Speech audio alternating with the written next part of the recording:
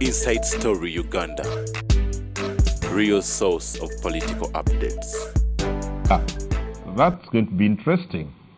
Kino, kitegeeza ki mu byobufuzi byaffe Nyanzi yavuddeyo ne statement nga yeegaanaganisa siina we ngenda kuwa bujulizi. Nyanzi ali mu kattu muganda wange. Honorable Munyago munnamateeka ajja kutubulira how that works. Senga Nyanzi tagenda mu kooti kye kinaabeerawo. State yayogeddeko naye before kubanga ye Nyanzi agamba naye yabirabye bulabi bw'atyo ng'abirabira mu mawulire. Tujja kwogerako ku tteeka oba ebbago erya sovereignty eryo tetusobola kulibuusa maaso. Honorable Munyago ono yaliko mu parliament siramulabye mu parliament ng'awaayo ebirowoozo bye simanyi oba yaliwagira. Tulabye Honorable Nsibambi ne gavumenti yennyini nga be bavuga ekintu ky'okuwagira ebbago lino. Munyago yalowooza ki ku ddyo? And again tujja kusinza ku kadde tujja kukoonako ku nsonga za Honorable Mao ono munnakibiina kya DP ate nga minisita jo yavuddeyo n'omukuuku gw'ebbaluwa oba ekiwandiiko namutayiika agamba clerk wa parliament bannange bwe tunaabeera nga tunaafuna akalulu k'obwa sipiika ak'amazima n'obwenkanya tulina okusooka okulindako okukola ki okubangula oba orientation y'ababaka okutuusa nga okulonda abaagala obwa sipiika kuwedde tusooke tulonde then orientation oba okubangula ababaka kukolebwe yeewala okubeera nti singa onaakola orientation ojja kubaawo okutataganya endowooza y'ababaka kuba be balonda n'ebirala n'ebirala. Now okusaba kunaawulirizibwa oba akootakoota mu gaalumonde. Abalabi badde mu ggwanga erya America Donald Trump president w'eggwanga eryo n'amumyuka J.D. Vance nabo twabalabye nga babayoola mu kizimbe oba mu wooteri mu babadde ku kaddiina akamu ak'abannamawulire ba White House oluvannyuma lw'amasasi okuvuga kugumu ku mulyango oguyingira wooteri eno okukakkana nga Trump ne amumyuka babayoddeyodde ab'ebyokwerinda ne babajjawo bunnambiro. Badde ngobiraba abantu abamu ngaaga nti naye Trump bw'omulaba ng'ayogera ng'awagira ebikolwa ebyokutta abantu mu lwannanda lw'e Gaza mu Iran nga bwe tuzze tukiraba tikumbe naye atya okufa kubanga ye ne munne baalabiddwako nga bonna bakankana bayimirira batiiritiiri bwe bati nga babayoola kati kumbe nabo bulijjo batya okufa.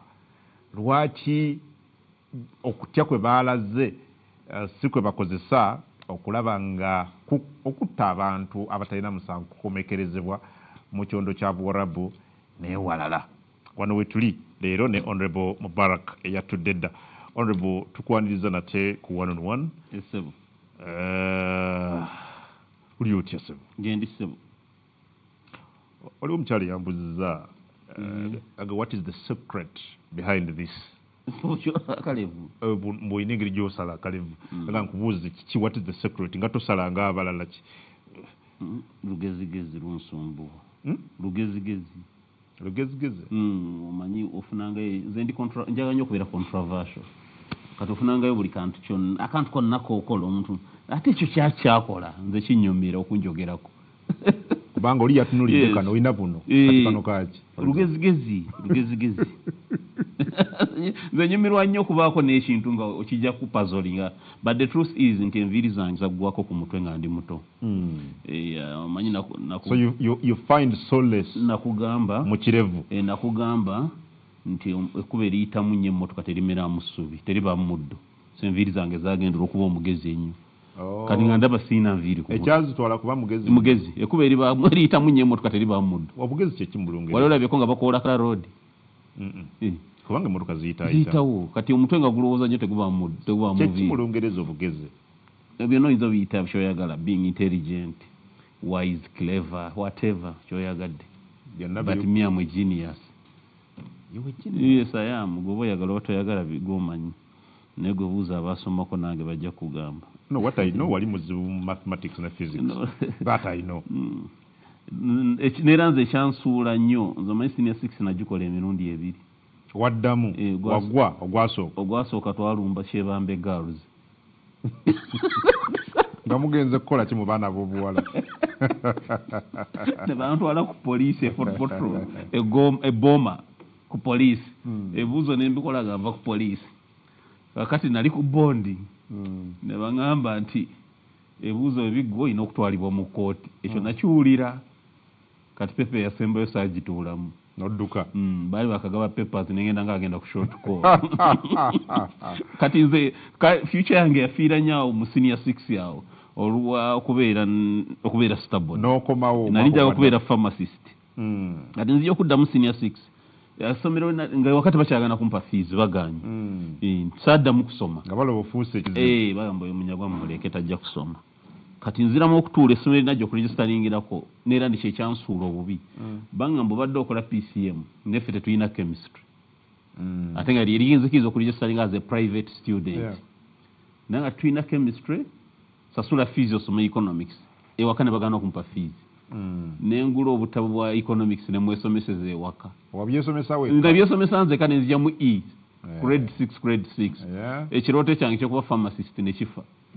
nali njagala kubeera pharmacist kufuuka omusomesa nze nasome natagala nnyo eka nentandika kunoonya bidiguri mpitawa oyo namutagaliramu nnyo nengezaako n'okusoma accounting SCCA eya Bungereza kinasomasoma obuntu nagezaako just naye nga mbyesomesa kati olwo ewakaba so butaba na nviiri kwe kusala obulevu buno n'obukulu compensating abutabako nengamba owaayi nabeera nti nga sirina kooya konna ku mutwe kambeere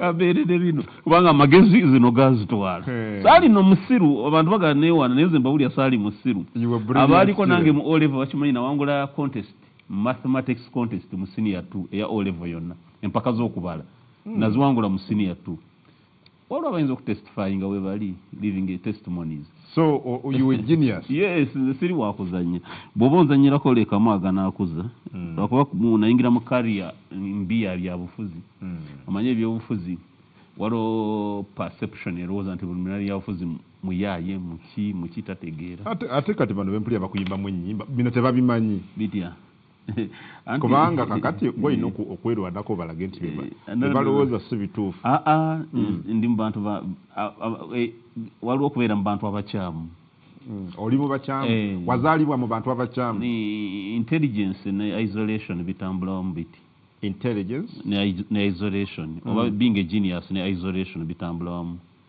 abantu boba onyumya nnyo ebintu bye balaba nga tebabitegeera ebiri waggulu w'okumanya kwabwe balowooza totegeera bakukyawa bukyawe balowooza totegeera naye kati njagala tumale empaka honorable Munyagwa is the science of managing society when you are a politician obeera presumed okubanga omanyi ebintu ebyenjawulo mu society osooka okwogera ku bufumbo buli butya noyogera ku music celebrity life noyogera ku biki exactly ku mupiira kati nno waliwo omuvubuka omu manyi ne ku TV kuno nalayika kwali kuba tulaba nnyo yali ku social media oku nga yeebuuza in fact leero kampisawo eddoboozi lye n'asobola okumuwa akatambi nakamuwe yali agamba nti Munyagwa ne ba analysts ba Uganda ab'enjawulo babeera ku ssanyuka okwo olabira ddala nga bamanyi naye bwe kituuka kukola analysis ku mikutu egy'ensi yonna tolinawo obalaba kubanga ye I'm just reporting naga ye bw'aba atunulira Al Jazeera yali mwana bamuyita Kasirye Sky News bakayita Kasirye akavubuka naye wamulaba ng'agamba ayagala atunula alabe Munyagwa nga baga nti kati ekigenda mu maaso mu Isirayiri oba mu Iran katugendeko e Kampala tufune Mubaraka Munyagwa bakubuuza ebibuuzo yes anti kakati one ekisooka amazima gali nti tetukizimbye olw'embeera y'ebyobufuzi ebadde wano ekyokubiri ne bali emikutu giri si gy'emyangu okuwa platform emikutu gy'ebweru giwanya ekitiibwa bannamawulire journalists bo tebaagala nnyo omuntu kukola kyataasoma abantu abazungu abo kati bo balina kye bayita investigative journalists baba bajournalists b'ebweru baspecializing abamu babeera mu byabufuzi abamu babeera ku nsonga za Africa nagamba ebibuuzo Shakashari nga bwe yali buuzo ono kakati okujja eno mu Africa bw'okulowooza nti eno mu Africa waliyo omuntu atali journalist w'amaanyi ategeera okuanalyzing ensonga kibasumbuwa naye njala kutegeeza Kasirye sebo analysis tuzisobola eziri ku world class the only challenge tulina tetufunangako chance naye nyina yakyengenda okutandika kasiye mu myezi mitono ojja kiraba nja kutandika podcast analyzing geopolitics at that level ojja kulaba nga neera TV ezimu zitandisa okundeeta. I'm telling you only that tetukiwanga budde kyekisooka tetufunanga latitude kwezo platforms wote bamanyi tije tuli because tetwetunze. You must sell your brand okubanga bakumanyi banja kutegeza Uganda ene abantu abagezi ennyo kyaki mulimi omutwe nga yagala alabe kumunya kwawo nala podcast ya Andrew Mwenda oba wagirabye ne abasajja bali ababiri kati Mwenda na sese nagirabye ko like sabi nagirabye ko like sabi musatu natulidde Mwenda ngebigambo bya yogera ningambo natajitinga bana Uganda bamutegeere oba amenyekera bwerere teyafunye bagirabye bangi tasobola bafuna. Andrew is very intelligent ne problem kyalina ebyo byayogira wano tina ready to assimilate iyo batatunafuyiza bannansi nze munyago omanyi lwaki bampuliza ne banvuma n'okunvuma because nasoma propaganda oyogera ebintu bye baletinga manyi how to spice the messaging manyi how to nze manyi quoting attention yo nenkufuna n'ompuliriza kati bamwenda ye ajja nga yaga kwogera kyekituufu technically nga that technical analysis that technical dissect of issues abantu bawano tebagala serious stuff they don't love hard stuff you must message you know packaging in a manner that banyumirwa abantu bano bagala bintu biri casual message wetuka so Mwenda ne wayogera ebirungi podcast ya Andrew tenza kuwangala nnyo well because teri agenda jiwuliriza wano abantu bawano bagala casual stuff si hard stuff natulide Mwenda ngalinga lecturing Makerere political science Makerere ne seka busesere bwalaba Andrew teri olibwa abikula bwati ku YouTube aita buyisi anonya munyago wa Andrew ayogera oluzungu lungi tatera kwogera vernacular wano n'abantu abayivu tebagala luzungu bagala nnyo ne vernacular oyina okukola that cocktail oluzungu ne vernacular number 2 tobeera nnyo serious bobeera serious abantu wano tebalaba bintu byo baddukayo that's why I laugh at people bagamba bobeera ku bayimbi n'oyogera bino bye mulaba kirungi kibi mumala okulaba mawulire ne mugenda kwanika ati kalakata nga muli mu mitwalo na mitwalo katuyina obasangayo n'emboozi mwagala okuwulira kwe kutulumbayo okay well Aplava njagala tutandikiraawo sakula emisinde ejabaddewo ku Sande ejja General MK ejja Run for Hope nalabye abanene bonna in fact kyatandikira wano ku Skies waliwo dine yali awo buli munene yenna mu parliament mu government bagweraawo nze nadi maga kulaba munyagwa ku Skies saamulaba ku Sande amaaso gandi kololo saakulaba weesambye emisinde gino kati waliwo mupiira bagita zero pass yefaanana etya waliwo abamayina balina bakiyita omuntu emamupasingira omupiira bwati gwosuubira ogulinyamu oba agupasinge n'abuuka mubuuka ati waliwo kirabye ekyo kumba agenda okuteeba aliwa olwo gwagubuukidde oli agenda obakuba akatimba nakugamba omwaka emyaka 2 emabega neŋŋamba muhoza President Museveni alina ekintu kyatuzannye abuusa omupiira nabaga opposition mwebase Museveni muna abuusa omupiira mutabani we yagenda okututeeba manya abantu bano tebawuliriza nimbagamba muve mu bino byetuli ku Museveni muhozi pasi bagubuuse onaabuusa omupiira oli muhozi ayagala kututeeba kikwatagana kitya anti wuliriza ne batandika ali ku Twitter zatamira n'essimu ne mbagamba there is a problem please wake up waking up is muhozi the rest is history government yagenze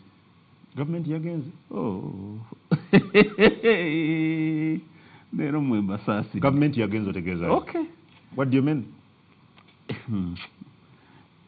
waliwo ku military kwekoleddwa oluvannyuma okumala emyaka 2 ezeetambula butambuzi kakati okulangirira kwe kubuzeeko kwokka obaddi naye nga gavumenti yo yagenze omanyi je n'omuhozi so power has already changed winza transition yawedde from Mr. Museveni President Museveni to Mr. Muhoozi to General Muhoozi's son. Already ekibulako kulangirira kikwasaganye ndabe wekiri. Kakati let me tell you ogende ko kati fe ababyetegereza okusooka kyatandikanga kyakusaagirira ne bakisagiramu bine batabalanga mu baraza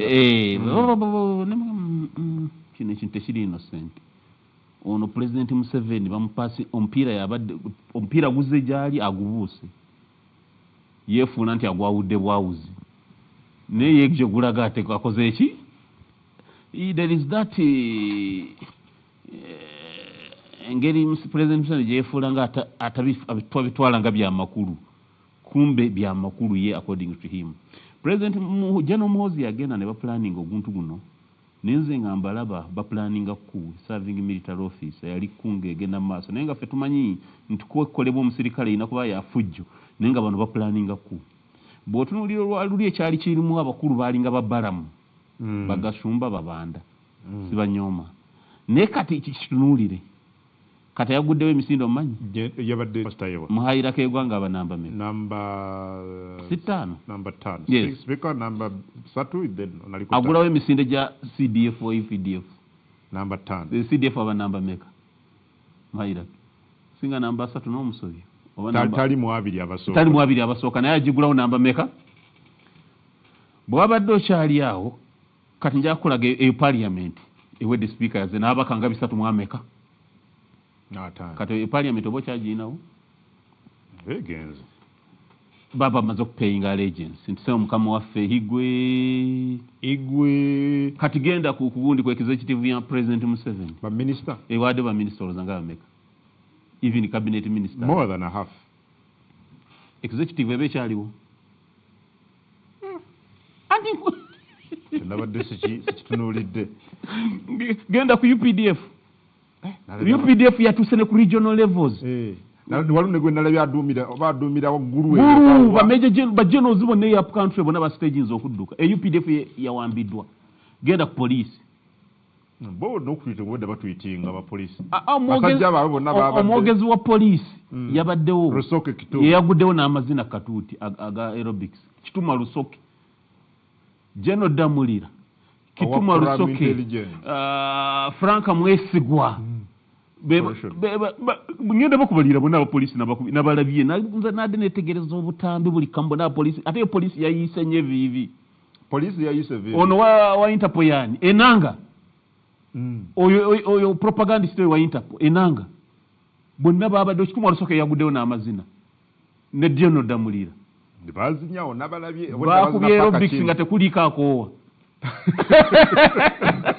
polisi yawanise awenda bazina paka chini tekuliko akoowa kati babalekaawo tugende ku NRM ng'ekibiina naye nasaasidde mulindwa Rogers Mulindwa ayogera naye reporting emangu talina mulimu Namyalo mumanyi Hajat Uze Hadija Namyalo office of the national chairman of the NRM kivunde yogera mu Luganda Hajat Hadija Namyalo ono yakulira yafeesi yani ya ssentebe wa NRM ye reporting ze nagula omujozi nagamba taata gino emisinde nange mwendi in fact yaguze gumu yaguze giwererako ddala Haruna Kasola akola ngani amuyita ssentebe wa NRM mu Buganda kati let me tell you NRM nayo yawambiddwa Jim Muhwezi yesimbawo ye minister of security Jim Muhwezi yesimbawo ne mwenare mojukira bulungi kucho kya veterans Jim Muhwezi rukunjiri mu structure ze NRM bonna kugaye bawanise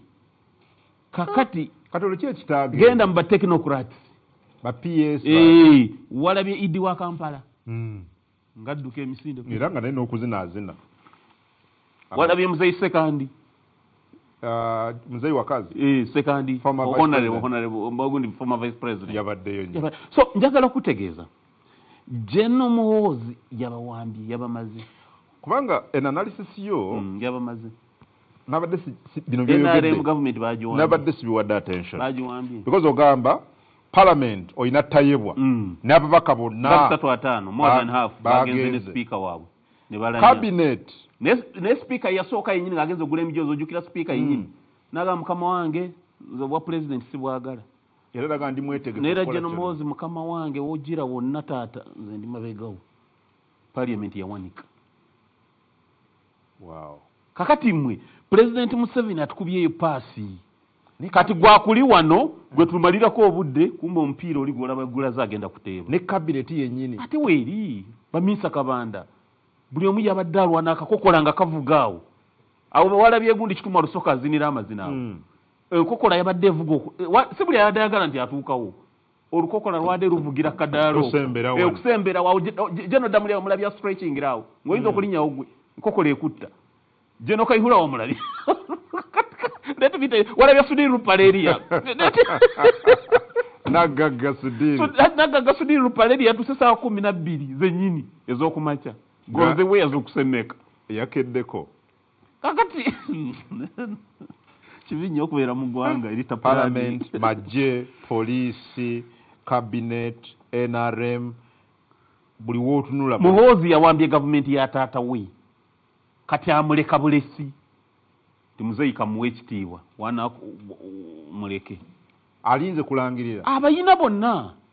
Kubanga waliwo yabuza ku Exao n'agamba njagala okumanya lwaki abaali badumiddeko ku Gye.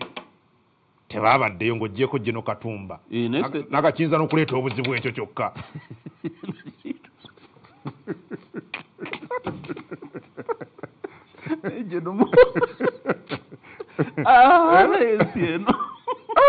Naye nga nzija kutegeeza ku yakoleddwa ku gavumenti y'NRM. Era nsaasira bano abasajja abakulu abakyaganya okweripootinga. Bagenda kufuna obuzibu basigaddeyo bokka. Naye okumanya Muhoozi yajooza abasajja n'aba. Kati buli ekyaleese n'obuzibu ku bannabyabufuzi. Waliwo gwe nabuuzizza ne mwana ye nga mugenze mu misinde ng'omukulu taliiwo. Ate gomunyago bimanyi. Musajja yalina lisiti. Musajja yalina lisiti. Yakuutiza. Taata wamugamba bugambi. Yakuutiza mbu yalina lisiti. Lisiti ya cabinet ogimanyi. Cabinet ogimanyi nete tulindiridde. Ndi Muhoozi yalina lisiti. Baba oyo bwalo. Mbu yalina lisiti. Yalina lisiti yaga nti va oba toba. Neera bagambye kasita kuba kakama nti waliwo gwe yabuuza. Erinnya lye eryokusatu yaani. Amanya gonna mbujuvu yaani. Ne bagamugana n'agamba yasoma ki? Yasuze teyeebase. Kyenkana yadda anaatera n'okuba nga yayeera n'ekifo bagenda okuddukira. What does that mean? Ekyabaleese kukola ki there? Bano ba MPs ne bano bannabyabufuzi abasinga baagala wa minisita. Bagamba yalina lisiti. Olina okumulaga nti oyagala batoyagala bakugoba oba owedde. Then kati ono CCDF kyokka. Of course. Promotion is either bagamba nga the president of Uganda and the commander in chief are promoting this one. So communications katoziraba. Zikyuka bagamba the CDF has promoted. So on. Gomayo mutayinza ogabaranka General. Obuzito bwabazito. Ekyo kikirize. Ye commander in chief. Ekyokusatu bagamba bana bureaucrats ba technocrats nti yagaba n'emirimu kati. Gine gyaba PS egy'abaani. Yalina lisiti. Bagamba tosula. Ne bagamba ya cabinet yagina mu kooti ye mu uniform ye y'amagye atambula nayo. Yakuutiza. So mu bufunze mu njogere yaffe ya bulijjo baze kwetega. Yogedde kinene. That's too much. But it's too much. So what would be the kyefaananyirizanga ekyo. Kiringa ekyo. Kyefaananyirizanga ekyo. Buli ddindirizi lyabadde kololo. Ngubuulira. Musajja yalina lisiti. Musajja ndabe. Musajja yalina lisiti buli ddindirizi lyabadde kololo. So bw'otagenda. Kati oyinza okubuuza tayebwa. Gwe namba 5 wagenza okugulayo emisinde gya CDF otya. No, he represented. A serving CDF. Yes. A serving CDF. He represented. Because the idea in hierarchy, General Muhoozi is supposed to salute which are Honorable Tayebwa. Yes. Okay. In hierarchy, General Jim Muhwezi, boss wa General Muhoozi, mu hierarchy. Jim Muhwezi Minister of Security. General Muhoozi ayi ku level ya PS. CDF aba ku level ya PS wa defense. Jim Muhwezi ayina kusalutinga Jim. You get the point. General Muhoozi ayina kusalutinga Chairman Tayebwa. General Muhoozi ayina kusalutinga Vice Chairman wa NRM Haruna Kasolo. You get the point. Naye babadde walinga ne gwe bagenza okuddukirako emisinde taliiwo. Yabadde ayina abakulu abalala basinkana agamba ne bamujjukiza afande emisinde wacha. No, yabadde ayina other and I'm using ebigambo bya Honorable Kabanda Ssabawandiisi w'ekisinde kya PLU kaga nti omukulu had other important engagements. Fabasoma propaganda, that is political symbolism. Wait, Fabasoma propaganda, that is political symbolism. Ageza bakulaga nti ne waatali eriba yayana badduka misinde. That is political symbolism. Waliwo ayinza okutegeera obukulu bwa birthday celebrations okusinga nanyini birthday. Bagezaako okulaga nti nze ne wesiri eggwanga lyonna liri. That is political symbolism. Mwenda be bali abantu mwenda bali mu kuyipanga. Ntukola bw'otola. Ne wano wenyini ku Skies ate yaliyo naye ababaka bonna baliwo. That is political symbolism. Omanyi obadde oyogera no ku Hairak n'ozijukiza waliwo eggwanga ery'oku mulirwana. Our neighbor, one of our neighbors. Minister yasindikako ku events za mirundi ebiri yasindikako vice president n'asindikako ne prime minister amukiikirire era vice president n'agenda happily neyennyonnyolako nze vice president wa Uganda nendeesa obubaka bwa minisita wammwe obwa ministry bweti. That happened mu nsi ey'omulirwana. Kati bwe ndaba bino ebya Honorable Tayewo nyinza obuteewuunya. Balabise mbubi babawambye nkubulya babawambye kati kankuze parliament izo kusamoninga General Muhoozi. Well bamuyitako n'agamba yagamba jabasiba yagamba those are clowns. Yagamba jabayola kati bati bayinza omwere tasobola kumira mu maaso g'abaddiikuula bakazanyiikiriza bayinza omuyita tebaddanga kati auditor general ayinza ofulumya report eraga nti mu defense centers zikwatibwa bubi mu EPDF tasobola ayinza agoola bakisoboka. An auditor general is the auditor general is an office of parliament. Parliament mukama wa amaze okulaga nti ono ye mukama waffe. Kati auditor general obo kyajja wembavu. Kati parliament ayinza okusamoninga General Muhoozi over any misconduct in the UPDF. Government yawedde amasiga gawambiddwa n'alaba state attorney. Can you imagine? State attorney nga bali mu kudduka misinde. But wabaddewo obuzibu bano bonna okwetaba mu misinde. Nalabye aba prisons. Yes. Buli akulira ekkomera mu ggwanga lyonna yeetabye emisinde gye liri n'adduka. Maybe they looked at the cause. Cause etya? Cause kye yabaddemu. Gavumenti yawambiddwa. Mwelwako mumanyi mpambe eri gavumenti yagudde. Gavumenti ya General Museveni teriiwo waliwo gavumenti ya mutabani we General Muhoozi. Kati yafuga. Yafuga neera opposition yenna alowooza nvuganya ne Museveni oli mulalu. Musigaddewo mu abaali baagala obwa president abaali baagala okukwata mu gavumenti. Of course kibi nnyo ebirooto byaffe bigenda bifa buli lunaku kibi nnyo. Omupiira mwami Museveni yaguwa akati nagamba bannange anze senze nali ndaba omanyi mba mupiira mbeera muwogana kungu marking oyo gundi marking oyo nabagamba bannange mark that man. Bannange ne baganda mukwevuma pugo bye bitano mark that man.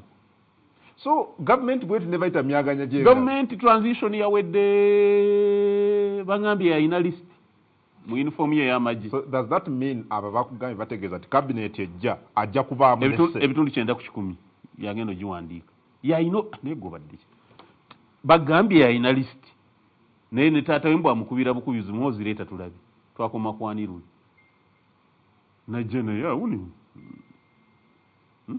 Jemanyi gano gennalabye teka kona amze anga muri Jehogo n'omushuma kale izi Muhoozi yayina banga atayagala babbi oba nakola atya ne group yeyo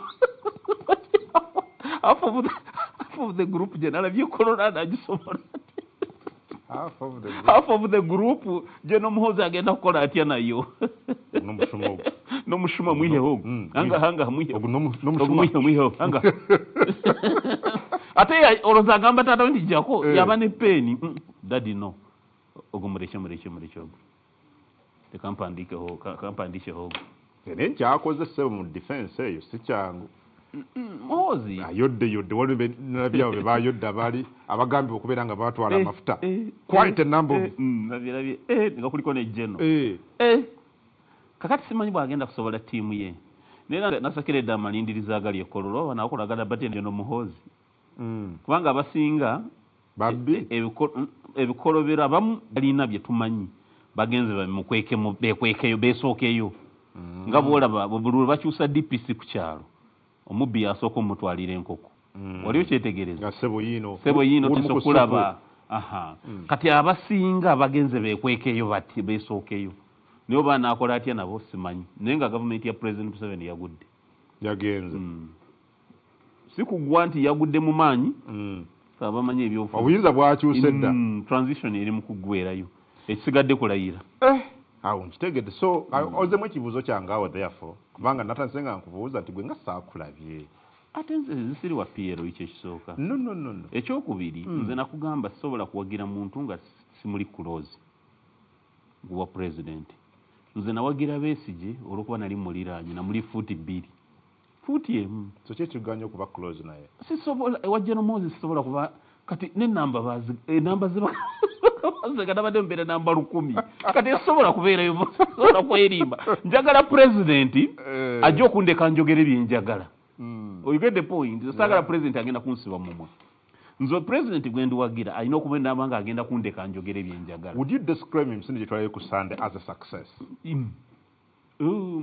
Pozi ngoli yayisizaako bweyisa kyade kitiisa oba towagira NRM oba toyagala mpozi kitiisa teweerimba fa analyzing anola abali present bati abye wali nentunuulira poliisi yonna eweddeyo omwogezi wa poliisi nga musanyufu kitumu aseka abuukabuuka damulira siraba nko General Damulira nga aseka namulabye ejjo akuba press ups nga musanyufu muzibu waliwo no operations zona atera okuluma embono Frank esigwa ngesanyu limutta enanga nga awulira essanyu yenna limutta ali awaati bala batuuse mu nsi ensuubize bane poliisi yayise nye vivi kati nenda ba symbolism yabadde mu ba divisional commanders gye bali bonna aba UPDF okuleadinga mu okudduka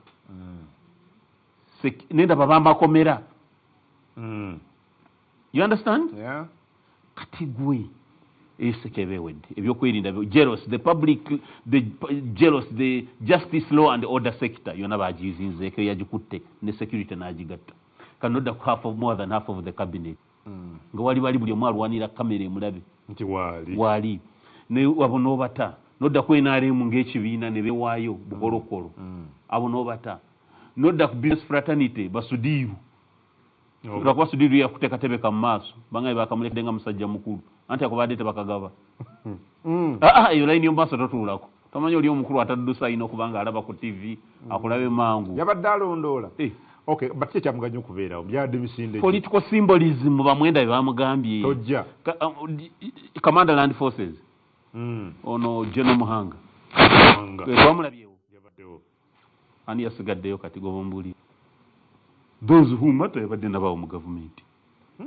yayina list nabaddewo list ya cabinet yokka jukira okulayira bakugo bombamu n'okukyusa mu back PS mubani bakama bitongole ebinjawulo yayina list so abatageze nga ffe twakoze ensobi kakati gwe simanyi kyagganye because nawe wandibadde weetegera wano n'oyingira kati mukisa kuyita uko liyingirirawo gwe bakugambye njagala nakugambye gamba mukwano gwo mulindwa gwe gamba mukwano gwo mulindwa kimulese olaba namyalo abuukira mulindwa mugambe ebyeragaalaga kimulese yali baddewo n'abuukabuuka atacha alina omulimu naye nze ndi contented kakati okudduka okulala kumuyiteko ndi contented kati njagala kuwa information sa ndi very contented ku one on one era sirowooza nganako nti body language eraga ntekwatagana na byeyogera no kyenkugamba sirowooza nganako nti nsobola okugenda lwaki wali oyagala kwesimba ku MP come again lwaki wali oyagala kwesimba ku MP anti birowoozo bikyuka ab'NRM bagamba tujja kufa naawe tetukutegeera n'abanupu nagala tujja kufa naawe noddukayo katujja ku mazzi wa matulaba ku Sanyuka TV